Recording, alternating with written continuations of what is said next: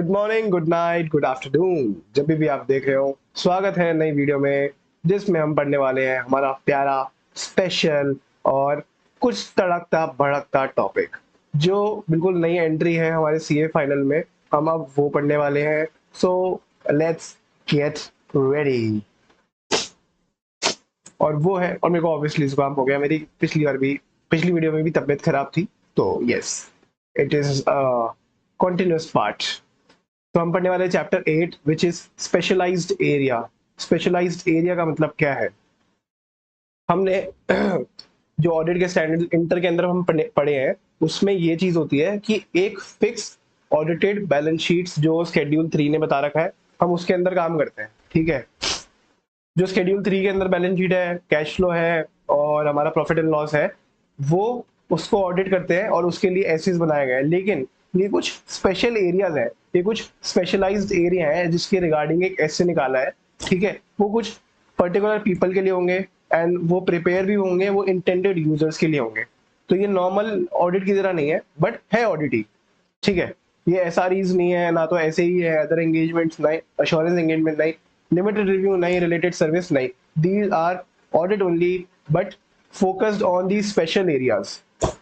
ठीक है, अब इसके अंदर हमारे में 3 ऐसे आते हैं, ऐसे 800, ऐसे 805 और ऐसे 810।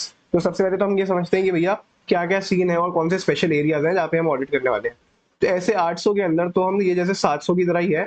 जैसे 700 में हम बारे में पढ़ते हैं कि भैया कैसे कैसे हम 700 के अंदर ये पढ़ते हैं कि how to form an opinion, and opinion कैसे देना होता है, रिपोर्ट कैसे बनती है, क्या वर्डिंग्स होती है, क्या सब कुछ होता है। वैसे ही 800 भी यही बताएगा कि किस चीज के अंदर कैसे क्या करना है, कैसे क्या लिखना है। और ये हमें स्पेशली ये बताएगा जैसे जो हमारी नॉर्मल ऑडिट होती है। ठीक है, नॉर्मल जो एसेस चलते हैं, जो पूरी एसेस की सीरीज है, अगर आप देखोगे या इसमें समझ आ गया, आपने ये पढ़ा होगा जनरल पर्पस फ्रेमवर्क। ठीक है, उसमें हम जीपीएफ फॉलो करते हैं कि ऐसा फ्रेमवर्क जो कॉमन लोगों के लिए बनता है। मतलब ऐसा नहीं है कि स्पेशल लोगों के लिए बनता है, इसको इन्वेस्टर भी देख सकता है, इसको पब्लिक भी देखती है, इसको गवर्नमेंट अथॉरिटीज भी देखती है, ये सबके लिए है। ठीक है, ये जो चीज है, ये चीज बनती है सबके लिए। लेकिन स्पेशल एरियाज में बात अलग होती है। स्पेशल एरियाज के अंदर हम स्पेशल पर्पस फ्रेमवर्क समझते हैं और उसी फ्रेमवर्क के हिसाब से वो चीज बननी चाहिए जिसका हमें ऑडिट करना है। तो 800 के अंदर तो हम ये समझने वाले हैं कि 800 के अंदर स्पेशल पर्पस फ्रेमवर्क समझने वाले हैं कि भैया ऐसे कौन से स्पेशल पर्पस फ्रेमवर्क्स हैं जिसके अंदर हमें काम करना है और जिसके अंदर हमें अपनी जो भी स्पेशलाइज्ड एरिया की ऑडिटिंग करनी है वो बनेंगे कैसे, उसके बारे में बात है। 805 में सिंगल आइटम और स्पेसिफिक आइटम के बारे में बात होती है।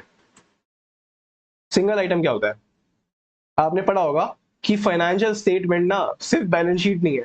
फाइनेंशियल स्टेटमेंट्स का मतलब है एक ऑडिटेड बैलेंस शीट्स के साथ साथ ऑडिटेड प्रॉफिट एंड लॉस और cash flows along with some related notes. ठीक है, अदर नोट्स जिसे हम बोलते हैं। तो एफएस के अंदर 3 या 3 से ज्यादा चीज आती है। मेजरली तो 3 चीजें आती हैं, कैश फ्लो आता है, प्रॉफिट एंड लॉस आता है और हमारा बैलेंस शीट आती है।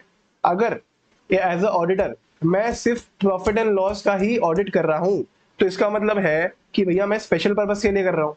ठीक है, 800 लग जाएगा। और मैं सिंगल आइटम का या सिंगल फाइनेंशियल स्टेटमेंट का कर रहा हूँ, as a whole full financial statements का नहीं कर रहा मैं, तो वहां फर्क आ जाएगा। तो 805 ये बताता है या तो सिर्फ मैं ऑडिट कर रहा हूँ किसका, इन्वेंट्रीज का, बस मैं इन्वेंट्री का ऑडिट कर रहा हूँ और मेरा पर्पस ही यही है कि इन्वेंट्री जो है वो बराबर दिखे। इन्वेंट्री के साथ साथ मैं उसके रिलेटेड आइटम्स का भी कर दूंगा। इन्वेंट्री से हमारे ट्रेड क्रेडिटर्स आते हैं और सेल्स और ट्रेड रिसीवेबल्स आते हैं। ठीक है, तो मैं ये कुछ गिने चीने चूजों, मतलब कुछ गिनी चीनी चीजों के लिए कर रहा हूँ। Oh my God, slip of tongue, tongue of slip, कुछ गिनी हुई चीजों के लिए कर रहा हूं। ठीक है, तो उसके अंदर हमें ये सब चीजों के बारे में ध्यान देना होता है। ओके, एक सेकंड रुकना, जरा लाइट का पंगा पड़ रहा है। और 1 second. Okay, we are back now. So मैं ये कह रहा था कि अगर मैं एक स्पेसिफिक आइटम की कर रहा हूँ, स्पेसिफिक मतलब इन्वेंट्री का ही कर रहा हूँ, ठीक है, और इन्वेंट्री से रिलेटेड डेटर्स, क्रेडिटर्स, सेल और परचेज का कर रहा हूँ, तो इसका मतलब यह है कि मैं फुल फाइनेंशियल स्टेटमेंट या बैलेंस शीट या इवन प्रॉफिट एंड लॉस कुछ भी नहीं छू रहा। मैं बस एक स्पेसिफिक आइटम चूज कर रहा हूँ और उसके बारे में कर रहा हूँ, तो वो 805 के अंदर कवर होगी। पहला सिंगल फाइनेंशियल्स, दूसरा अगर कोई स्पेसिफिक आइटम हम कर रहे हैं। फिर 810 में हम ये पढ़ेंगे कि समराइज एफएस, मतलब हम फाइनेंशियल स्टेटमेंट्स का ऑडिट नहीं कर रहे, हम साथ ही साथ समरी का, जैसे समझ लो हमने पूरी कहानी रच ली, हम एक समरी बना रहे हैं कि इतनी सेल हुई, इतनी परचेज हुई और इसके बारे में इतना प्रॉफिट हो गया, इतना ये हो गया। हम एक एक चीजों के बारे में नहीं कर रहे, ना उनके नोट्स दे रहे, हमने एक समरी बना दी कि भैया ड्यूरिंग द ईयर इतना काम हुआ, इतना इतना ये चीजें हुई, इतना सेल करी, इतने बेड डेट्स हुए, बस। तो अगर हम समरी का जब ऑडिट करते हैं, प्रिपरेशन का काम तो ऑब्वियसली मैनेजमेंट का रहेगा, हम कभी भी प्रिपेयर नहीं करेंगे, ठीक है। अगर हम समरी का ऑडिट कर रहे हैं, समराइज फाइनेंशियल स्टेटमेंट्स का ऑडिट कर रहे हैं, तो 810 लगेगा, 810 के साथ साथ 800 भी लगेगा और बाकी अदर एसेज भी लगेंगे। इसका मतलब ये नहीं है कि 805, 800 और 810 के अंदर बाकी एसेज नहीं लगेंगे, सारे एसेज एप्लीकेबल होंगे एक्सेप्ट फ्रॉम 700 के लगभग, क्योंकि हमारा फॉर्म ऑफ ओपिनियन अब 800 के हिसाब से होगा, फॉर्म ऑफ ओपिनियन अलग हो जाएगा, रहेगा वही एडवर्स, क्वालिफाइड और ये सब के अंदर ही आएगा, लेकिन उसकी लैंग्वेज बदलेगी, लैंग्वेज अलग दी गई है, 700 के अंदर वो लैंग्वेज नहीं दी गई, इसलिए हम ये एसेज पढ़ रहे हैं। Okay, so let's begin with the easiest and first special SA which is known as SA 800 special consideration. Special consideration किस चीज में? Audit of FS prepared in according with the special purpose framework. अब आप ये भी समझोगे कि general purpose framework और स्पेशल पर्पस फ्रेमवर्क में क्या बेसिक अंतर है, और बेसिक अंतर यही है कि भैया स्पेशल पर्पस फ्रेमवर्क का मतलब है कि एक फ्रेमवर्क जो स्पेशल पर्पस के लिए बना हुआ है, मतलब मैं अपने फाइनेंशियल स्टेटमेंट इस हिसाब से तोड़ मरोड़ूंगा, अननेसेसरी इंफॉर्मेशन हटा दूंगा, जो स्पेशल पर्पस के लिए मैं बता रहा हूँ। समझ लो मेरे को कॉन्ट्रैक्ट मिलना है गवर्नमेंट से, ठीक है, ओके, और वो मिलना है स्टील के कारण, मतलब मेरा स्टील की डीलिंग है और मैं स्टील के साथ साथ बहुत चीजों भी डील करता हूँ। तो उन्होंने बोला कि आप मुझे सिर्फ अपनी एक फाइनेंशियल स्टेटमेंट बना के दो जिसमें सिर्फ स्टील का खर्चा आ रहा है, मतलब एक सेगमेंट का ही चाहिए, मुझे लेन देन नहीं है आपके बाकी धंधे कैसे कर रहे हो, क्या पता ऐसा हो मेरे को स्टील वाले बिजनेस में लॉस हो रहा हो और बाकी सेगमेंट में मैं बहुत प्रॉफिट छाप रहा हूँ, ठीक है। तो गवर्नमेंट में वो डील देने के लिए, वो एनालिसिस करने के लिए उन्होंने मेरे को ये बोला कि आप मुझे सिर्फ एक सेगमेंट की मेरे को फाइनेंशियल स्टेटमेंट बना के दे दो। तो मैं अब जो फाइनेंशियल स्टेटमेंट बनाऊंगा उसके लिए मेरे को कोई ना कोई फ्रेमवर्क तो चाहिए, तो ये फ्रेमवर्क वो बताएगा। प्लस मैंने क्यों बनाया, क्योंकि गवर्नमेंट ने मेरे को कॉन्ट्रैक्ट देना था और मैं एक स्पेशल पर्पस के लिए ये चीज करता हूँ, ठीक है। और जनरल पर्पस मतलब नॉर्मली एक कंप्लायंस है एमसीए की और आरओसी की, वो मैं करता हूँ। ओके, सो ऑब्जेक्टिव पढ़ते हैं। SA 800 addresses special consideration that are relevant, किस चीज की? Acceptance, planning and performance, forming and opinion, यही होएगा हर बारी। और इसके इक्विवेलेंट मैंने ऐसे दे रखे हैं जो अगर हम नॉर्मल काम कर रहे होते तो इसके से गवर्नड होते, ठीक है। एक्सेप्टेंस की बात करता है ऐसे 210, agreeing the terms of audit engagement. Planning and performance, planning हमारा सबको पता है कि भैया 300 की बात जैसी आई वैसे ही प्लानिंग की बात होती है, स्ट्रैटेजी आ गई, प्लान आ गया, सब कुछ आ गया। Forming an opinion 700, okay. तो ये इस ऐसे के अंदर हम समझेंगे और इस ऐसे का ऑब्जेक्टिव ही यही है कि वो किसको करे, एक्सेप्टेंस की बात करे, प्लानिंग एंड परफॉर्मेंस की बात करे और फॉर्मिंग एंड ओपिनियन की बात करे। अब what is a special purpose framework? Special purpose framework का सिंपल सा मीनिंग ये है कि एक financial reporting framework which is designed to meet the financial information needs of the specific users। ऐसा फाइनेंशियल रिपोर्टिंग फ्रेमवर्क, हमेशा फाइनेंशियल रिपोर्टिंग फ्रेमवर्क ही आएगा, ठीक है। उसके अंदर अगर हम बात करें ये स्पेशल के लिए, तो हम ये बोलेंगे कि एक स्पेसिफिक नीड्स है यूजर्स की, हम उसके लिए कर रहे हैं, बस उसको मीट करने के लिए, ठीक है। Design to meet the financial information needs of the specific users, okay. Example of special purpose framework are the cash basis of accounting. ये कह रहा है the cash basis of accounting that an entity may be required to prepare for creditors. अब creditors बोल रहे हैं यार मुझे तो डाउट नहीं है, मुझे तुम एक ना कैश बेसिस ऑफ अकाउंटिंग से एक फाइनेंशियल स्टेटमेंट बना दो भैया, तुम्हारे में कितना पैसा आता है और जाता है, ये नहीं कि दुनिया भर की बाइजेंस की तरह इनकम बुक कर रखी है, जो इनकम आई नहीं है उसको पहले मान लिया कि हाँ हाँ आ जाएगी, उसके पैसे तो आने दो भाई, ठीक है। तो वो कैश बेसिस की बात कर रहा है। Financial reporting previously sorry financial reporting provisions established bye अ रेगुलेटर। कोई ना कोई रेगुलेटर है, जैसे समझ लो अभी हमने बात करी सेबी की, अभी हमने बात करी तो कोई ना कोई गवर्नमेंट कॉन्ट्रैक्ट की, तो कोई ना कोई उसमें तो डिपार्टमेंट ऑफ डैश होगा, डिपार्टमेंट ऑफ पेट्रोकेमिकल्स हो गया, डिपार्टमेंट ऑफ ट्रांसपोर्टेशन हो गया, जो भी, ठीक है। तो financial reporting provisions established by regulator to meet the requirements of that regulator, okay. ऐसी फाइनेंशियल रिपोर्टिंग प्रोविजंस है जो एक रेगुलेटर ने एस्टैब्लिश किया। रेगुलेटर ने बोला भाई मेरे को ये 10 चीजें चाहिए, इस 10 चीजों के बारे में बता दो, बाकी चीजें मत बताओ, मेरे को उससे कोई लेन देन नहीं, ये 10 चीजों को हम देख के आपको अगर कॉन्ट्रैक्ट मिलना होगा तो हम दे देंगे, नहीं तो हम हटा देंगे, सीधी बात। तो financial reporting provisions of a contract such as loan agreement या प्रोजेक्ट ग्रांट।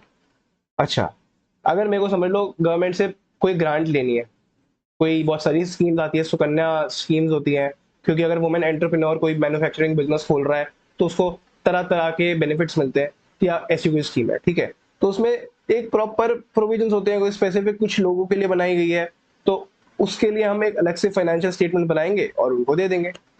ओके, एग्जांपल दे रखा है, company prepares a financial statement in a special format required by the electricity board regulator, ठीक है।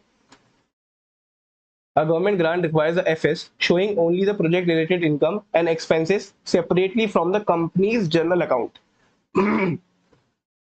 वो बोल रहा है कि गवर्नमेंट ग्रांट के अंदर उसको सिर्फ इनकम और एक्सपेंसेस चाहिए, ठीक है, जो रिलेटेड है किस चीज से, प्रोजेक्ट रिलेटेड है। ऐसा नहीं कि फालतू दुनिया भर के हमें एक्सपेंसेस दिखा रहे, हमें प्रोजेक्ट से रिलेटेड ही इनकम और एक्सपेंस चाहिए, क्योंकि हमें उसके बारे में ही देखना है, separately from the general accounts, ठीक है। और ऑन द कॉन्ट्ररी हमारे पे जनरल पर्पस फ्रेमवर्क होता है, financial reporting framework design to meet the financial information needs of a wide range of users. Simple सी बात है, यहाँ पे वाइड रेंज ऑफ यूजर्स है, वहाँ पे स्पेसिफिक नीड्स ऑफ यूजर्स है। Okay, consideration when accepting the engagement. अब हमें ये देखना है consideration when accepting the engagement. Consideration का मतलब बेसिक चीज है कि हम कुछ कुछ स्पेसिफिक पॉइंट्स पे देखेंगे और अपना थॉट प्रोसेस लगाएंगे जब हमें एंगेजमेंट एक्सेप्ट करनी है, और ये पॉइंट्स हमारे कहीं ना कहीं टिक मार्क होने चाहिए, ठीक है। तो हम सबसे पहले जानेंगे purpose of the presentation, purpose of the preparation, presentation कह दिया मैंने, एक ही बात है पर फिर भी, कि भैया ये स्पेसिफिक जो एफएस बना रहे हो तुम, ठीक है, स्पेशल पर्पस फ्रेमवर्क में जो बना रहे हो, स्पेशल पर्पस फ्रेमवर्क में इसका पर्पस क्या है, क्यों बना रहे हो। जैसे अगर ऊपर पड़ा कि भैया इसलिए बना रहे हो क्योंकि हमें गवर्नमेंट ग्रांट लेनी है, गवर्नमेंट ग्रांट के लिए बना रहे हैं हम, इसका पर्पस ये है। और इसके इंटेंडेड यूजर कौन है, इलेक्ट्रिसिटी बोर्ड रेगुलेटर, क्योंकि उसके लिए बना रहे हैं हम, ठीक है। यहाँ पे भी हम ये बोल रहे हैं कि पर्पस बता दो प्रिपरेशन का, और किसके लिए बना रहे हो बता दो, इंटेंडेड यूजर्स के बारे में बता दो। ओके, तो पर्पस और इंटेंडेड यूजर, तो ये पूरे ऐसे के अंदर कहीं ना कहीं कोड होना होना है, क्योंकि हम काम ही इनके लिए कर रहे हैं, हम नॉर्मल जनता के लिए काम नहीं कर रहे अभी। ओके, फिर है steps to determine the acceptability of FRF. अब जो मैंने एफआरएफ यूज किया है वो एफआरएफ सही है या नहीं, वो कौन बताएगा, ठीक है, ये बताओ। अब जो मैंने एफआरएफ यूज किया है वो कौन बताएगा मुझे। वो सिंपल सी बात है, वो या तो ये ऐसे बताएगा, या तो मैं जिसके लिए बता रहा हूं, अगर वो गवर्नमेंट रेगुलेटर या लीगल बॉडी है, तो लीगल बॉडी की खुद कुछ ना कुछ प्रिस्क्राइब चीजें होती है, ठीक है। समझ लो मैं चार्टेड अकाउंटेंट ऑफ इंडिया हूँ, आईसीआई, तो आईसीआई ने शेड्यूल 3 प्रिस्क्राइब कर दिया, ये मेरी लीगल बॉडी है और मैंने इसको बता दिया। लेकिन अगर जैसे हमने ऊपर पढ़ा इलेक्ट्रिसिटी बोर्ड ऑफ जो भी था, वो क्या बोलते हैं, electricity board regulator sorry, electricity board regulator है, तो उसने एक अपना प्रिजम्पटिव फॉर्मेट बना दिया कि भाई ये है और इस हिसाब से मेरे को बना के दे दो। तो ये चीज कह रहा है कि steps to determine the acceptability of the FRF, और एक्सेप्टेबिलिटी के ऊपर ही क्वेश्चन आएगा, और ये है इंपॉर्टेंट इसी के साथ, इसलिए हम यहाँ लगाएंगे खोपड़ी, ठीक है। ये हमने लगा दी खोपड़ी। पर एक्सेप्टेबिलिटी के अंदर हम बहुत सारी बात करेंगे, एक दो तीन, हम तीन बात करने वाले हैं, और तीनों की बात हम सुनते हैं क्या कह रहा है। Financial information needs of the intended user determine the acceptability of the financial reporting framework FRF for special purpose. तो पहला तो हम ये देखेंगे भैया नीड क्या है इंटेंडेड यूजर्स की। जैसे समझ लो अभी ऊपर में बात करी थी क्रेडिटर्स की, तो क्रेडिटर्स की नीड क्या थी, उन्होंने बोला कि भैया मुझे कोई लेन देन नहीं है, मुझे कैश बेसिस अकाउंटिंग बना के दे दो, आई एम ओके। वहां पे एफआरएफ अपने आप एक्सेप्टेबल हो जाएगा, क्योंकि उन्होंने नीड्स बता दी ना, जिसके लिए हम बता रहे हैं इंटेंडेड यूजर्स की नीड्स के हिसाब से बना रहे हैं, तो भाई कोई दिक्कत ही नहीं है। एफआरएफ में include standards establish by an authorised या रिकॉग्नाइज्ड ऑर्गेनाइजेशन। वो ये वाली बात हो गई कि भैया कोई रिकॉग्नाइज्ड ऑर्गेनाइजेशन है तो उसने अपने खुद के स्टैंडर्ड्स बना रखे होंगे ना, तो standards establish by an authorised या रिकॉग्नाइज्ड ऑर्गेनाइजेशन, ये लैंग्वेज याद रख लो, यही काम आएगा, ठीक है। Standards establish by an authorised and recognised organisation for SPFs. Okay, ओ कैमरा ब्लर हो रहा है जैसे कि मैं देख पा रहा हूँ, एक सेकंड होगा। Okay let's go. हम ये पढ़ रहे थे पहला कि भैया अगर intended needs, sorry, needs of the intended users के हिसाब से बना दिया फिर तो चंगा चंगा, कोई दिक्कत नहीं, ठीक है। लेकिन अगला हमने ये समझा कि भैया स्टैंडर्ड्स एस्टैब्लिश बाय द क्या, standards establish by an authorise या फिर recognise organisation for the SPFs. SPF मतलब स्पेशल पर्पस फ्रेमवर्क या स्पेशल पर्पस फाइनेंशियल स्टेटमेंट्स, ठीक है। कुछ स्टैंडर्ड स्टैब्लिश कर रखे हैं ऑथराइज और रिकॉग्नाइज ऑर्गेनाइजेशन को। मैं बार बार इसलिए बोल रहा हूँ कि वर्ड याद रखना है, authorise and recognise organisation and such standards are presumed to be acceptable. Okay, some law and regulation may prescribe the FRF for management to use in preparing SPFS वापसी special purpose financial statement. Such frameworks are also presumed to be acceptable. तो या तो law and regulation ने prescribe कर दिया या तो कुछ स्टैंडर्ड एस्टेब्लिश कर रखे हैं किसने, एक ऑथराइज्ड एंड रिकॉग्नाइज्ड ऑर्गेनाइजेशन ने for the preparation of special purpose financial reporting या स्पेशल पर्पस फाइनेंशियल स्टेटमेंट, ठीक है। पर लास्ट में ये कह रहा है कि if the conflict exist between financial reporting standards and law and regulation, अगर फाइनेंशियल रिपोर्टिंग स्टैंडर्ड्स में कुछ बोलता है कि नहीं नहीं ऐसा नहीं होना चाहिए वैसा होना चाहिए, पर लॉ एंड रेगुलेशन कुछ अलग बोलता है, कहीं ना कहीं कॉन्फ्लिक्ट आता है, तो ऑडिटर मस्ट फॉलो ऐसे 210 कि जब उसने एक्सेप्टेंस करी थी वहां क्या लिखा था कि भैया किसके हिसाब से बनाना है, ठीक है। 210 मतलब टर्म्स ऑफ ऑडिट एंगेजमेंट। जब 210 के बारे में जैसी रेफरेंस आएगी हम ये बात करेंगे जो टर्म्स लिखी हुई थी वो कौन सी थी और उसके हिसाब से हमें किस लिए बनाने थे और किस पर्पस के लिए बनाने थे और हम उस पर ही चलेंगे। Okay, consideration when planning and performing. सबसे पहले हमने क्या पढ़ना था और इसका ऐसे का मतलब भी क्या था, अगर हमने ऊपर पढ़ा है याद करो, एक्सेप्टेंस ऑफ एंगेजमेंट। तो हमने एक्सेप्टेंस के रिगार्डिंग जो भी कंसिडरेशन थी वो देख ली और बेसिक कंसिडरेशन वो यही आई कि पहले तो पर्पस जान लो, ठीक है, क्यों प्रिपेयर कर रहे हैं, इंटेंडेड यूजर जान लो भैया है कौन इंटेंडेड यूजर्स, दूसरा एक्सेप्टेबिलिटी जान लो। और एक्सेप्टेबिलिटी जानने के लिए हमने 3 पॉइंट पढ़े और लास्ट में ये पढ़ा कि अगर कंफ्लिक्ट आएगा तो आप 210 को रेफर करो, ठीक है। और वो 3 पॉइंट क्या थे, पहला बहुत बेसिक था कि नीड्स के हिसाब से बना दो, needs of the intended user. अगला standard establish by the authorised या रिकॉग्नाइज्ड ऑर्गेनाइजेशन। फिर अगला अगर लॉ एंड रेगुलेशन कुछ ना कुछ प्रिस्क्राइब करते हैं तो उनको भी एक्सेप्टेबल माना जाएगा। फिर हम पढ़ रहे हैं आगे consideration when planning and performing the audit, ठीक है। उसमें हम 200 के बारे में बात कर रहे हैं, ओया का सभी है फंडामेंटल रिक्वायरमेंट, तो बहुत बेसिक है कि एथिकल रिक्वायरमेंट्स को फॉलो करना है और एसएस को फॉलो करना है। ये दो चीजें तो हैं कि भैया एथिकल रिक्वायरमेंट और एसए, एथिकल रिक्वायरमेंट और एसए, ये तो हर ऑडिट में ध्यान रखना है कि हम एथिक्स के अंदर रह के काम कर रहे हैं और एसएस को फॉलो कर रहे हैं। जो मैंने स्टार्टिंग में बोला कि बाकी एसएस ऐसा नहीं है कि अगर ये आ गया तो भैया बाकी एसएस भूल जाओ, ऐसा नहीं है, बाकी एसएस भी एप्लीकेबल होंगे क्योंकि ऑडिट कर रहे हैं, ठीक है। अगला वो बोल रहा है कि कुछ केसेस में हम ऐसे से डिपार्चर भी कर सकते हैं। कब कब, एक्सेप्शनल सर्कमस्टेंसेस, सिंपल सी बात, an auditor may depart from the requirement of SA only if necessary. अगर जरूरत है तो, ऐसा नहीं कि मन आया अरे छोड़ो जी छोड़ो, उसके रिगार्डिंग कुछ ना कुछ रीजनेबल चीज होनी चाहिए। और अगर उसने इस चीज से डिपार्ट किया तो तुम्हें क्या लगता है कि वो काम छोड़ देगा? उसका काम नहीं है, उसकी रिस्पॉन्सिबिलिटी है कि वो कुछ ना कुछ ऑल्टरनेटिव ऑडिट प्रोसीजर लगाए और वो जैसे जैसे जो भी रिक्वायरमेंट है ना या जो भी ऑब्जेक्टिव है ना वो तो पूरा पूरा करना है। उस पे कहीं पे भी वो छूट नहीं है कि भैया आप तो फ्री हो गए, आप काम से फ्री हो गए, आपने ऐसे नहीं लगाया तो कोई बात नहीं। तो ये कह रहा है in exceptional circumstances the auditor may depart from the requirement of SA only if necessary and auditor must perform alternative audit procedures to still achieve the objective of that requirement, ठीक है। एक्सेप्शनल सर्कमस्टेंसेस में depart कर जाएगा अगर ऐसे से, अगर वो नेसेसरी है तो, लेकिन एक कंडीशन है मेरे लाल, auditor must perform alternative audit procedures to still achieve the objective. फिर आगे हम पढ़ रहे हैं special consideration for the application of SA. अब आगे आगे ध्यान देंगे कि भाई हमें एसएस कैसे अप्लाई करने हैं, क्या करना है, और इसमें काफी एसएस की रेफरेंस है तो वो ध्यान देंगे। In planning and performing audit of SPFS, the auditor shall determine whether applicable essays require special consideration in the circumstances. अब ऐसे 315 है, 320 है, या बाकी बहुत सारे ऐसे हैं।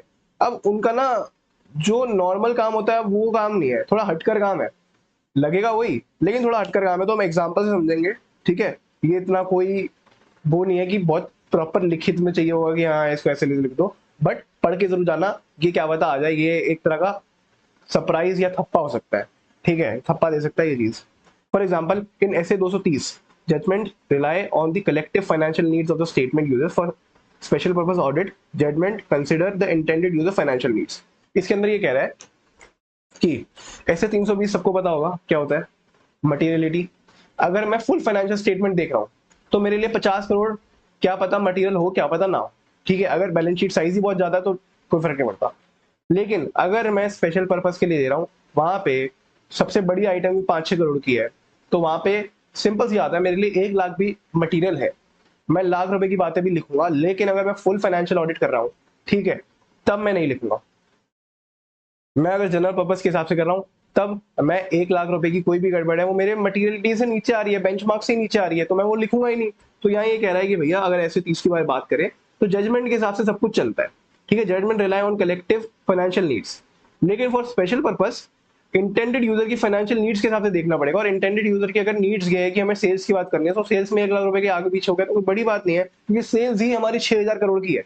6000 करोड़ में 1 लाख रुपए, नो, मतलब there is no possible way कि हम उसे रिपोर्ट कर दे, क्योंकि वो इतना माइनर अमाउंट है, इतना छोटा अमाउंट है, ठीक है। तो ये ऐसे सारे एसेस के बारे में बात करी गई है। ओके ओके, अगला है एसे 315 requires the auditor to obtain an understanding of the entities selection and application of accounting policy। 315 हमने पढ़ा होगा, असेसमेंट करना होता है और एंटिटी को समझना होता है 315 के अंदर, ठीक है। Assessing and understanding the environment of, पूरा पता है तुम्हें। बेसिकली हम आईसी के बारे में बात करते हैं यहाँ पे कि इंटरनल कंट्रोल्स कैसे हैं क्या है। फिर 315 बता रहा है requires the auditor to obtain an understanding of the entity selection and application of accounting policies. ठीक है, अंदर इसके अंदर कोई दिक्कत ही नहीं है, वो हम उसमें भी करेंगे। अगर हम स्पेशल पर्पस के बारे में बात कर रहे हैं तब भी ये चीज करेंगे। For contract based financial statement the auditor must understand managements significant interpretation. अगर हम कॉन्ट्रैक्ट बेस्ड फाइनेंशियल स्टेटमेंट उठा रहे हैं तो हमें हमेशा इंटरप्रिटेशन के ऊपर समझना होगा, क्योंकि वहां पे इतनी सब चीजें इन्वॉल्व होती है ना कि वहां एक गलत इंटरप्रिटेशन ही सब चीज बदल देगी, ठीक है। N interpretation is significant when alternative interpretation could result in a material difference in financial statement. एक इंटरप्रिटेशन बहुत ज्यादा सिग्निफिकेंट हो जाती है जब अगर हम दूसरी चीज समझ ले तो उससे बहुत बड़ा मटेरियल डिफरेंस आ जाता है, क्योंकि वहां पे एक कॉन्ट्रैक्ट बड़े बड़े होते हैं, 500 करोड़ 600 करोड़ की बिल्डिंग बनानी है, इतनी बड़ी बड़ी बातें होती है। तो उस कॉन्ट्रैक्ट के जो शब्द है और जो उसका इंटरप्रिटेशन है वो मैच करना चाहिए जो हमारी अंडरस्टैंडिंग है।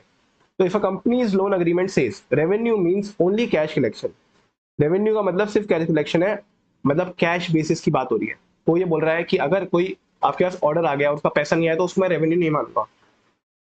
The auditor must understand how management interpret and applies this term while preparing the FS।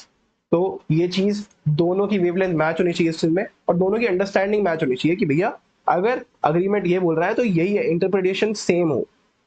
260 के बारे में बात हुई है। If an entity prepares both GPF and SPF then person overseeing SPF may differ from those overseeing GPF. और जैसा कि मैंने लिख रखा है एमसीक्यू, बेसिक एमसीक्यू, मेरे को लगता है ये आएगा ही आएगा, बिल्कुल आएगा। और ये पूछ रहा है कि 260 के अंदर, ठीक है, जिसमें हम कम्युनिकेशन करते हैं टीसीएडबीजी के साथ, उसमें ये कह रहा है कि जीपीएफ और एसपीएफ बनाने की रिस्पॉन्सिबिलिटी अलग अलग हो सकती है। अगर मैनेजमेंट जीपीएफ को ध्यान दे रही है तो क्या हुआ था, मैनेजमेंट एसपीएफ में ध्यान नहीं दे रही और टीसीडब्ल्यूजी एसपीएफ में ध्यान दे रहा होगा।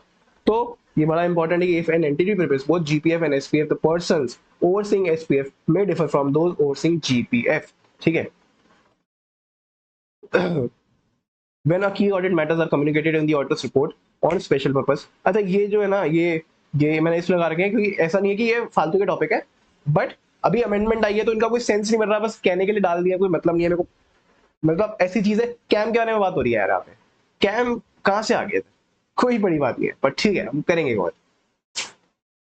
ओके सो कैम के बारे में बात कर रहे थे, कैम के बारे में करते हैं बिल्कुल बात। When key audit matters are communicated in the auditor's report on special purpose FS। SF 701 applies entirely, ठीक है। KAM communication is mandatory for listed entities general purpose के अंदर एज पर 701। तो कैम की जो रिक्वायरमेंट है वो लिस्टेड एंटिटीज में तो जरूरी है, और किसके हिसाब से 701 में, और वो भी जनरल पर्पस की बात हो रही है। यहाँ स्पेशल पर्पस के अंदर ना कैम रिक्वायरमेंट एक्चुअली में नहीं है, लेकिन इसमें एक चीज लिखी हुई है कि for SPF KAM reporting is only required if mandated by law and regulation. अगर लॉ एंड रेगुलेशन ने ही बोल दिया कि भैया आपको तो कैम मेंटेन करना है या कैम की रिक्वायरमेंट करनी है, तो फिर मैंडेटरी। वैसे जर्नली या अगर मैंडेटरी नहीं करा हुआ है लॉ एंड रेगुलेशन, तो आपको कैम के बारे में कुछ नहीं लिखना है। बी फ्री अबाउट इट, मतलब चिल रहने का। ठीक है, तो ये एमसीक्यू बन सकता है, लेट्स सी। बट ये ध्यान रख लो कि कैम वैसे जरूरी नहीं होती है, लेकिन अगर लॉ एंड रेगुलेशन बोल दिया तो भाई लॉ सब सुपरसीड कर जाता है हर चीज को। लॉ सबसे ऊपर है यार, लॉ ने बोल दिया करने का तो करने का, और 701 पूरा का पूरा अप्लाई हो जाएगा। फिर बोल रहा है रिपोर्ट्स कंटेनिंग एसपीएफएस, ऐसे 720 applies to the other information. ठीक है, 720 ये मेरे को पता नहीं इंटर में था नहीं था, बट नया से है जो अदर इन्फॉर्मेशन के बारे में बात करता है, और ऑडिट ऑफ अदर इन्फॉर्मेशन हम करते हैं। तो 720 बता रहा है कि applies to the other information accompanying और included the reports containing SPFS. ठीक है, कोई एसपीएफएस है जिसके अंदर अदर इन्फॉर्मेशन का कुछ ना कुछ पार्ट यूज किया है, तो उसके अंदर हम ये बात करेंगे। These reports are treated as annual reports under SA 720। ठीक है, if intended for specific stakeholders। तो ओके, कोई दिक्कत नहीं। Who are the stakeholders? ये कह रहा है कि ऐसे 720 के हिसाब से अदर इन्फॉर्मेशन की बात हो रही है। अदर इन्फॉर्मेशन अगर एसपीएफएस में यूज किया है तो भैया उस पर भी लगेगा, एसपीएफएस में भी 720 लगेगा, और it would be treated as annual reports. ठीक है, intended for the specific stakeholders, कोई दिक्कत नहीं है। अब ये स्टेक होल्डर कौन है? या तो ओनर हो सकते हैं, या तो ओनर से सिमिलर जो एसपीएफएस पे रिलाई करते हैं, या तो स्पेसिफिक यूजर हो सकते हैं whose financial information needs are to be met by the special purpose framework। कि बेसिकली इसकी डेफिनेशन लिख रही है भाई इसके इंटेंडेड यूजर्स क्या होते हैं, बस वो बता रखा है कि स्टेक होल्डर्स कौन होंगे, या तो ओनर्स होंगे या ओनर्स जैसे होंगे जिसको एसपीएफएस पे रिलाई करना है, या तो ऐसे कुछ लोग होंगे जो users whose financial information needs are met by the ये स्पेशल पर्पस फ्रेमवर्क। ठीक है, ओके, कोई दिक्कत नहीं। अब रिक्वायरमेंट ऑफ एस 720। ठीक है, auditor's responsibility to other information. ये 720 हम भी पढ़ेंगे, और कोशिश तो यही है कि भैया नेक्स्ट टॉपिक ले लूं और 720 साथ ही साथ कर दूं ताकि मजे आते हैं। ठीक है, ऑडिटर की responsibility to the other information.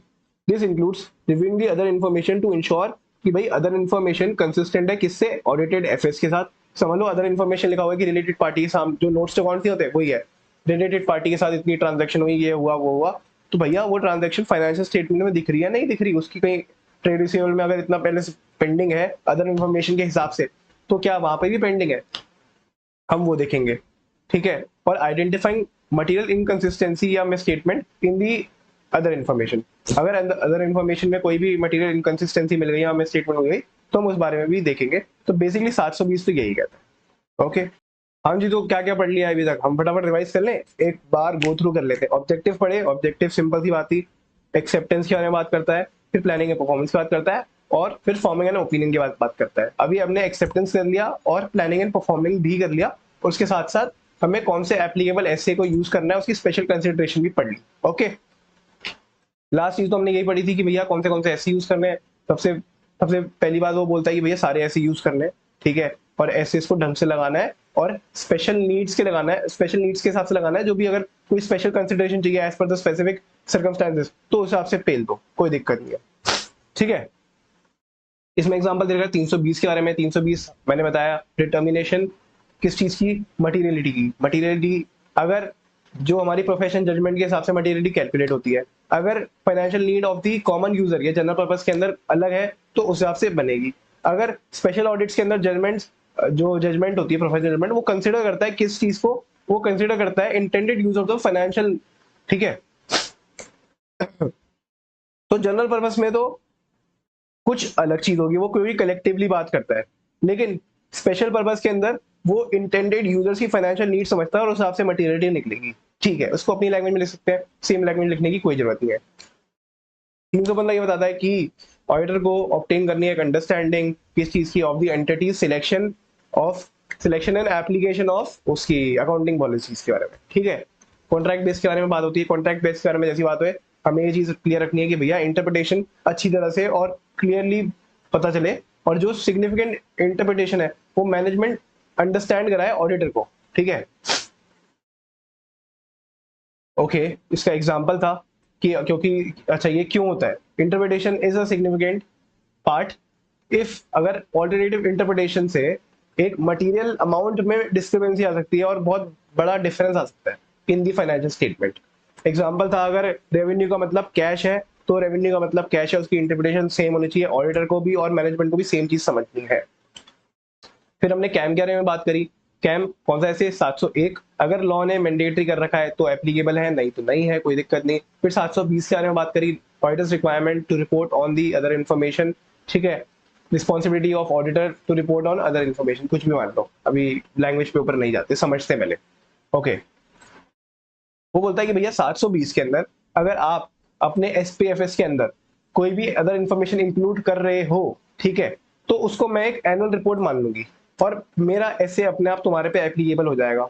और वो जो रिपोर्ट तुम बना रहे हो अगर स्पेसिफिक यूजर्स के लिए है, तो स्पेसिफिक यूजर्स को डिफाइन कर दो क्या है, ठीक है, स्पेसिफिक यूजर कौन हो सकते हैं, वो बता रखा है, ओनर है या ओनर जैसे है, या फिर वो एसपीएफएस की डेफिनेशन लग रखी थी कि क्यों बनते हैं, क्या उनके बारे में बात कर रहे हैं। ओके, और एसपीएफएस की डेफिनेशन क्या थी, हम वो भी समझ लेते हैं फटाफट, मतलब समझना क्या है वो भी वापसी पढ़ लेते हैं कि it includes the specific users whose financial information needs are met by the special purpose framework. Okay, कोई दिक्कत नहीं। फिर हमने रिक्वायरमेंट्स ऑफ 720 पढ़ा, क्योंकि हमने 720 अभी ऐसे पढ़ा नहीं है, इसलिए रिक्वायरमेंट से काम चला लेते हैं कि 720 का मेजर पर्पस ये है कि ऑडिटर को अदर इन्फॉर्मेशन से ये देखना है कि वो कंसिस्टेंट है या नहीं है ऑडिटेड फाइनेंशियल स्टेटमेंट के साथ। दूसरा उसको क्या देखना है, दूसरा उसको ये देखना है कि अगर मटीरियली कोई ना कोई इनकंसिस्टेंसी दिखती है या मिस स्टेटमेंट दिखती है तो वो उसे आइडेंटिफाई करे इन दी अदर इन्फॉर्मेशन और उसको रिपोर्ट करे आगे, ठीक है, बस ये चीज है। फिर उसके ऊपर हमने क्या पढ़ा था, उसके अंदर टर्म्स ऑफ ऑडिट एंगेजमेंट पढ़े थे हमने उससे पहले। तो वो चीज, तीन चीज थी कि भैया क्या कंसिडरेशन होते हैं, पहला पर्पस जान लो, दूसरा इंटेंडेड यूजर्स को जान लो, और तीसरा एक्सेप्टेबिलिटी देख लो। एक्सेप्टेबिलिटी के अंदर 3 पॉइंट थे, वो 3 पॉइंट के हम गो थ्रू करेंगे। पहला तो ये था intended needs of the users देख लो, अगर वो उस हिसाब से बन रहे हैं तो एक्सेप्टेबल। सेकंड, उससे बोला स्टैंडर्ड्स प्रिस्क्राइब या एस्टैब्लिश बाय दी, कौन सा, एक तो रिकॉग्नाइज ऑर्गेनाइजेशन, दूसरा रेगुलेटरी ऑर्गेनाइजेशन, ठीक है, और वो भी एक्सेप्टेबल होंगे। लास्ट ये था कि अगर लॉ एंड रेगुलेशन ने कुछ ना कुछ प्रिस्क्राइब कर रखा है तो हम उसको मान लेंगे, वो भी एक्सेप्टेबल होगा। अगर कॉन्फ्लिक्ट होगा, कॉन्फ्लिक्ट के साथ हम क्या करेंगे, तो 210 लगाएंगे, ठीक है, तो हम 210 लगाएंगे और आगे बढ़ेंगे। फिर हमने क्या पढ़ा था, उसके बाद हमने क्या पढ़ा था, उसके बाद क्या पढ़ा था, कहीं ना कहीं एक एग्जाम्पल था, याद नहीं आ रहा मेरे को, ये तो था ही, अच्छा डिपार्चर पढ़ा था। उसके बाद हमने कि भैया पहले चीज तो ये बोली कि सारे एसेस को फॉलो करना है और एथिकल रिक्वायरमेंट रखनी है। फिर ये भी बोला कि कहीं ना कहीं आप डिपार्ट कर सकते हो ऐसे रिक्वायरमेंट के साथ एक्सेप्शन केस के अंदर, और अगर नेसेसरी होगा तो, ठीक है, नेसेसरी की एक कंडीशन दी कि भैया आप डिपार्चर तो कर लोगे, कोई दिक्कत नहीं, लेकिन साथ ही साथ आपको ऑल्टरनेटिव ऑडिट प्रोसीजर्स तो लगाने पड़ेंगे ताकि जो ऑब्जेक्टिव है ना रिपोर्टिंग का वो जरूर पूरा हुए, ठीक है। ओके जी, लो फटाफट 5-6 मिनट में पूरा रिवाइज कर लिया जो अभी तक हमने पढ़ा है। अब हम आगे बढ़ेंगे, हमारा forming an opinion on the reporting of SPFs. Management की रिस्पॉन्सिबिलिटी होती है कि जो फ्रेमवर्क चूज किया है, ठीक है, उसको वो देखे कि भैया ये एक्सेप्टेबल है या नहीं है, और वो उसकी रिस्पॉन्सिबल होगा। अगर एक्सेप्टेबल नहीं होगा तो report must mention that the management is responsible for selecting an acceptable FRS. Management की रिस्पॉन्सिबिलिटी होती है, मेरी नहीं। मेरा ये काम होता है कि भैया मैं वापसी चेक कर लूं, और उन्होंने जो मेरे को काम मतलब जजमेंट्स दी है और उन्होंने मेरे को जो चीज दी है, रीजन एंड जस्टिफिकेशन, वो मैच हो रहे या नहीं हो रहे, मैं बस वो मैच कर सकता हूँ। क्या पता मेरे मैच करने के बाद भी वो अनएक्सेप्टेबल हो, possible. In simple words, if, ये पढ़ते हैं, in simple word, if F S, ओहो क्या हो गया, बैटरी डाउन क्या, in simple word, if F S framework choice exist, अगर चॉइस है तो मैनेजमेंट, चॉइस का मतलब यह है कि अगर लॉ एंड रेगुलेशन नहीं है इसके रिगार्डिंग कोई, या फिर कोई भी ऑर्गेनाइजेशन, रेप्यूटेड ऑर्गेनाइजेशन ये नहीं बोलती, रिकॉग्नाइज्ड ऑर्गेनाइजेशन ये नहीं बोलती कि भैया मेरे ये स्टैंडर्ड है इस हिसाब से बना दो। चॉइस का मतलब मैनेजमेंट के पास है, इंडस्ट्री के हिसाब से वो बना ले या ना बना ले। तो in simple words, if FS framework choice exists, manager must justify the choice and auditor must report this responsibility. A company preparing FS for loan can choose cash basis or accrual basis. वो depend करता है उसके ऊपर। If they pick cash basis, management must justify कि उन्होंने ऐसा क्यों किया है, must justify that it is acceptable for the lender's need, and the auditor mentions this in the report. ठीक है, वो उसका जस्टिफिकेशन भी मेंशन करेगा साथ ही साथ कि भैया उसने ऐसा क्यों किया है और ये सही है या नहीं है, वो ये भी मेंशन करेगा। ओहो, चलो जी, हमने ये वाला ऊपर वाला पार्ट पढ़ लिया कि क्या है क्या नहीं है, किसकी रिस्पॉन्सिबिलिटी, ये भी समझ ली। अब हम आ रहे हैं inclusion of reference to the auditor's report on general purpose FS. ठीक है, auditor can include references of SPFS reports to the general purpose framework report. मतलब मैं SPFS है, समझ लो, ये एग्जांपल अच्छे से लेते हैं, ये SPFS है, इसके अंदर मैं जनरल पर्पस की रेफरेंस डाल सकता हूँ, जनरल पर्पस रिपोर्ट्स की मैं रेफरेंस डाल सकता हूँ। अगर कुछ मैंने SPF में नहीं बताया तो मैं ये बोलूंगा कि भैया अगर इसके बारे में ज्यादा जानना है ना तो आप GPFS के ऊपर रेफरेंस कर लो, उसको रेफर कर लो। और ये मैं रेफरेंस कैसे करूंगा? Through other matter paragraph, OM paragraph 700, ठीक है, ये मैं OM पैराग्राफ से करूंगा। What can be referenced? Complete auditors report, पूरी ऑडिटर की रिपोर्ट ही रेफरेंस कर दो कि भैया अगर आपको पूरी इंफॉर्मेशन जाननी है इस चीज की कि कैसे क्या हुआ, तो आप सीधी सीधी बात है, पब्लिकली अवेलेबल होती है बहुत सारी चीजें, आप उसमें से देख सकते हो। या फिर कोई स्पेसिफिक मैटर के बारे में रिपोर्ट करना है मेरे को, तो वो जनरल पर्पस फाइनेंशियल स्टेटमेंट से मैं रिपोर्ट कर सकता हूँ। द रेफरेंस मस्ट फॉलो ऐसे 706 जो मैंने बताया, which governs the use of OM paragraph, मतलब must include information apart from the stated financial statement. Sorry. अब OM पैराग्राफ के अंदर क्या होता है? आपने EOM और OM के अंदर डिफरेंस पढ़ा होगा कि फाइनेंशियल स्टेटमेंट्स के अंदर जो इंफॉर्मेशन नहीं होती, ठीक है, फाइनेंशियल स्टेटमेंट में जो इंफॉर्मेशन नहीं होती वो हम OM में बताते हैं, समझे बात? Financial apart from financial statements जो भी इंफॉर्मेशन के बारे में हमें बताना है तो वो OM के थ्रू बताई जाती है। तो इसमें भी ये लिखा, मतलब इसमें भी मैंने ये लिखा हुआ है समझाने के लिए कि must include information apart from the stated in the financial statement. जो फाइनेंशियल स्टेटमेंट में दिख रही है वो EOM में बताते हैं कि EOM आपको ये बोलता है कि भैया इस पे ध्यान दो, फाइनेंशियल स्टेटमेंट में ये सब चीजें और इस पे ध्यान दो। लेकिन OM का मतलब ये होता है कि फाइनेंशियल स्टेटमेंट में ये नहीं लिखी हुई, लेकिन apart from financial statement related notes के अंदर या बाकी और किसी के अंदर कुछ चीजें लिखी हुई हैं और वो OM बताता है कि भैया इन पे भी ध्यान दो। समझ आया? ये वैसे 706 में हम पढ़ने वाले हैं EOM और OM में, तो उसमें कोई दिक्कत ही नहीं है। ओके, सो हम रेफरेंस दे सकते हैं और कैसे दे सकते हैं? OM के थ्रू।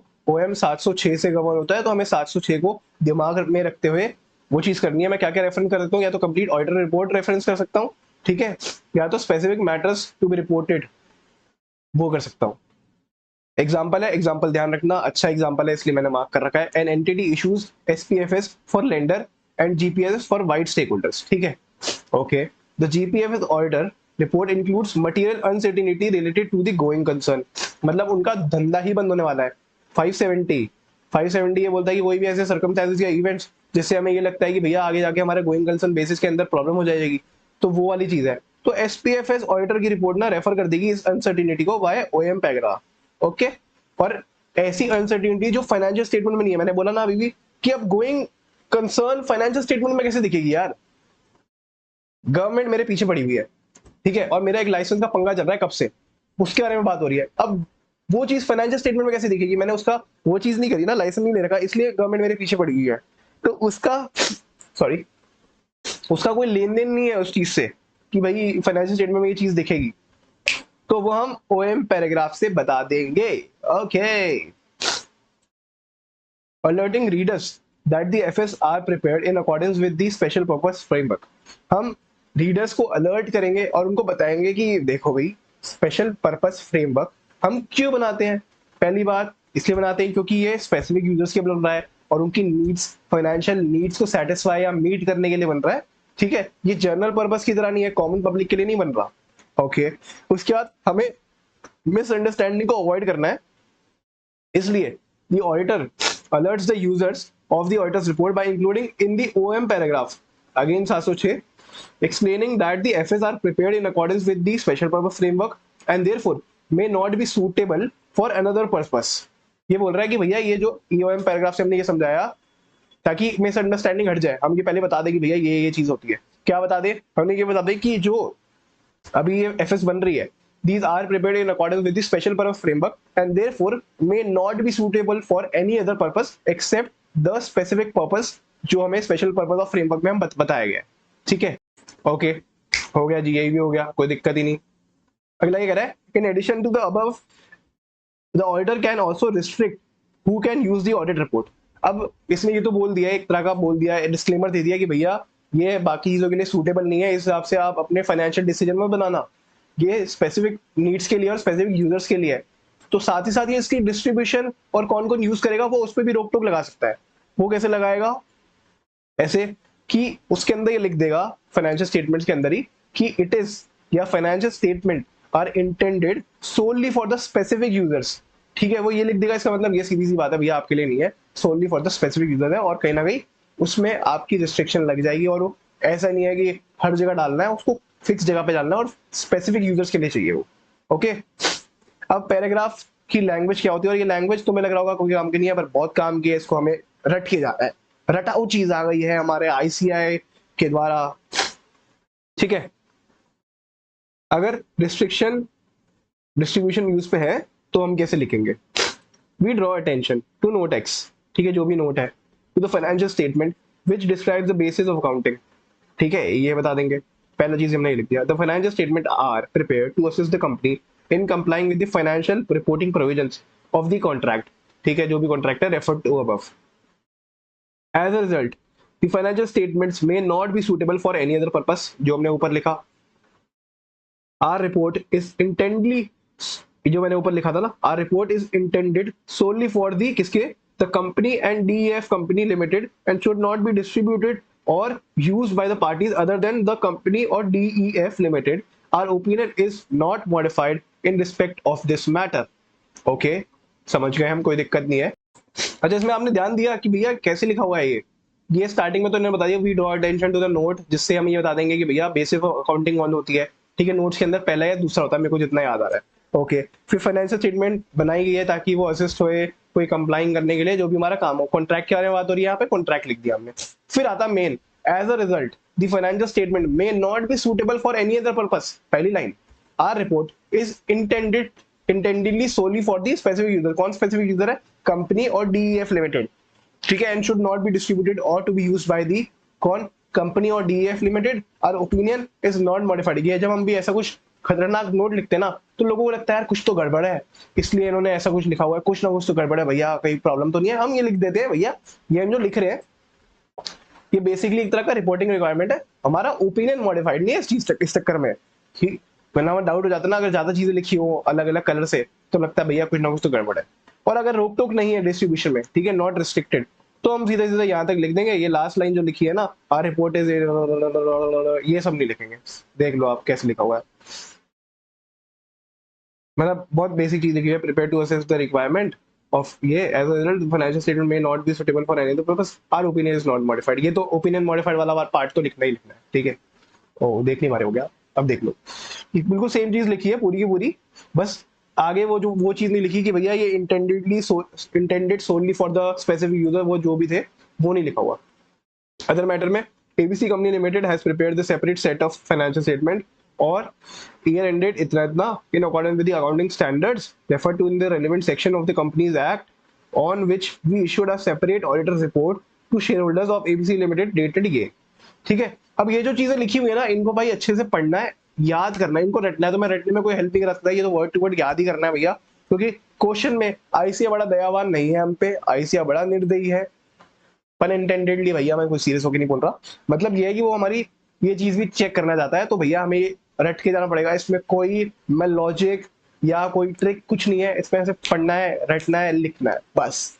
रिपोर्ट्स के अंदर अंदर कहीं ना कहीं ये लैंग्वेज होती है, लैंग्वेज थोड़ी थोड़ी सी कॉकी सी है, मानता हूं, बट आईसीआई तो लैंग्वेज को फॉलो करना पड़ेगा। ओके, सो मजा आ गया, एक हमारा 800 का 800 पूरा का पूरा हो गया, और ये वैसे कोई बड़ा भी नहीं था, तो हो ही जाना चाहिए था 40 मिनट के अंदर। तो अगला हम 805 पढ़ने वाले हैं, या देखते हैं अगर 720 पढ़ सकते तो 720 पढ़ लेंगे, पर मेजरली मेरे को लगता है कि 805 पढ़ना ज्यादा बेटर रहेगा, क्योंकि इससे लिंकेज करना बड़ा आसान रहेगा। तो हम अगला 805 पढ़ते हैं और मिलते हैं आपके साथ अगली वीडियो में।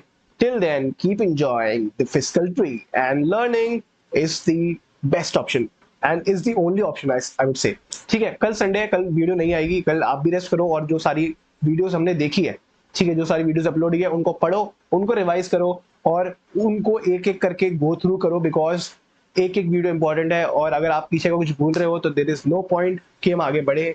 ठीक है, ऐसा ना होना चाहिए कि भैया अटेन और मेंटेन याद है, ठीक है, वो अनटेन भी करना है और मेंटेन भी करता है। कौन से सेक्शन में था? सेक्शन 100, बताओ 100 अरे 113, ठीक है, एंटेन भी करना है, मेंटेन भी करना है, professional competence and due care.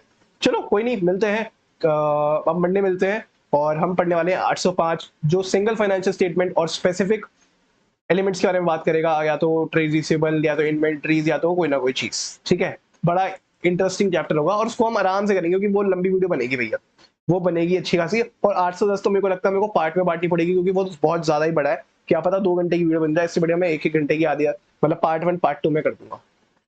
ठीक है, मिलते हैं, till then take care, bye bye, see you next time.